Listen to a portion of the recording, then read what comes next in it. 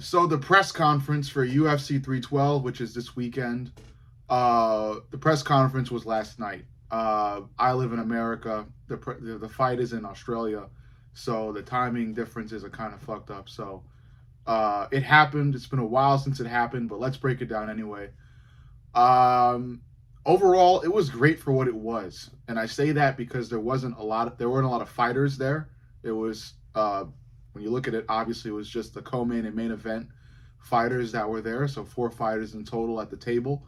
But that was enough. It turned out to be enough fighters because we had Dricus and we had Sean Strickland there, one of the or two of the top um, witty and two of the top fighters that have the best um, shit talk. You know, that they're witty with their trash talk and with their comments and how they build the fight up. That they're smart with their jokes, how they dig at their opponents. They're smart with that type of stuff. So uh, it's a great. Although the numbers weren't there in terms of fighters at the press conference, turned out to be perfect amount of fighters because you had two very entertaining fighters in Dricus and Sean Strickland. When I say that, I don't mean to take away from Zhang Wei Li, who was also there, and her opponent.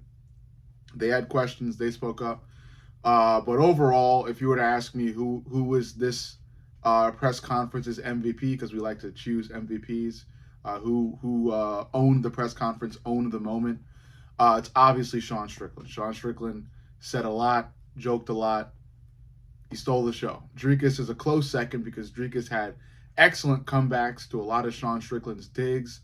One of them, Sean Strickland said that Dricus fights like a mentally challenged person, and Dricus responded by saying that Sean Strickland is the driver of the mentally challenged bus, the short bus, if you will. I'm not going to get into detail about that because we're trying to stay YouTube appropriate.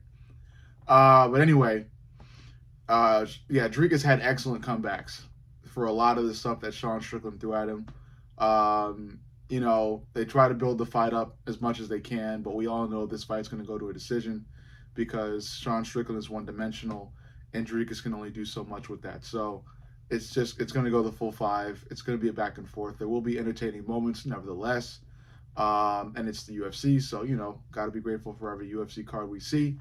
But still, it's not going to be the most entertaining fight, and I could fucking tell you the outcome without even fucking having to look at too many stats. Like, I gave you guys the fucking outcome when this rematch was announced, and I said overall that this fight is unnecessary. Nobody needs to see this rematch. The whole reason this fight is actually going on is because the UFC made a promise to Sean Strickland. So that's why this fight is going on. This fight, in my opinion, shouldn't be happening because there's a much more deserving challenger out there by the name of Khamzat Chimaev.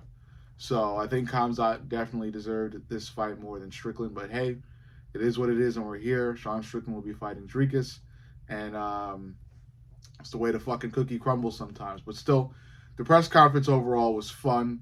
Sean Strickland made it fun. He made it controversial. He made it political. Talked about Khamzat. He had a really nice tirade about Khamzat. You know, like a big ass angry speech about Khamzat being a prostitute, a traitor, bunch of different things. Khamzat has had he made his rebuttal already on Twitter, and I'll get to that in a separate video. But you know, that Khamzat versus Strickland, that's a great fight. Khamzat versus Dricus, a great fight. So middleweight has some motion right now, you know.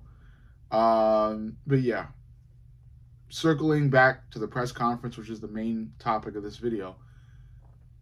Where does it rank amongst other press conferences? Even though there are only 4 fighters at the press conference, it's pretty high. I think, you know, the recent press conferences we've had haven't been the greatest, either because of language barriers or lack of bad blood, things of that nature. But this one was good, and it was good because of Sean Strickland. Dricus had moments, like I said. I don't mean to take everything away from Dricus because Dricus came back with some excellent material right away. But Sean, of course, stole the show. Like I said, political stuff, the whole 2-minute, 3-minute speech about Khamzat, stuff about just, you know, right wing political stuff all the time, controversial, fun to watch, entertaining, makes you laugh. The mustache, his new look is also interesting. Um, what else can I say? He stole the show. I'm not the biggest fan of Sean Strickland, but I respect what he does. I don't like his fighting style. It's effective. It's just not that entertaining. But as a fighter, as a man, all that, he stands up for what he believes and he speaks up. I don't agree with everything he says, but from the most part, he's a legit guy. He's fighting. I respect anybody that makes the walk to the octagon. This, that, and the other. Overall, press conference was great. Makes me look forward to the fight. Dricus, I don't have much to say about it. The main thing, like I said, was his comebacks. They were really smart. Um, I feel like Dricus is a very reactive person when it comes to trash talk and entertainment. He doesn't really say much from the jump. But if you go at him first, he's going to definitely come at you two times harder. We've seen that with Izzy. We've seen that with Strickland the first time in their first fight. He kind of takes what you give and then throws it back at you kind of twice as hard. And I respect that, I respect that. But yeah, Zhang Li was there. Zhang Li's opponent was there. I fucking forget her name. But, that is still a great fight, and I'll remember her name. Don't worry. I respect that lady, too. She's big. She's got that fucking crazy-ass chin. She's strong as fuck. She might even knock Zhang Li out, I still have to give you guys my prediction on that fight, because I don't know which way that fight kind of swings.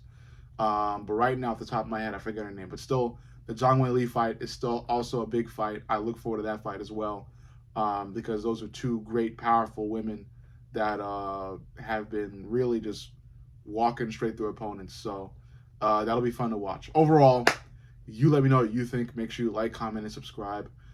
But most importantly, subscribe. I love you guys, and I'll see you all in the next.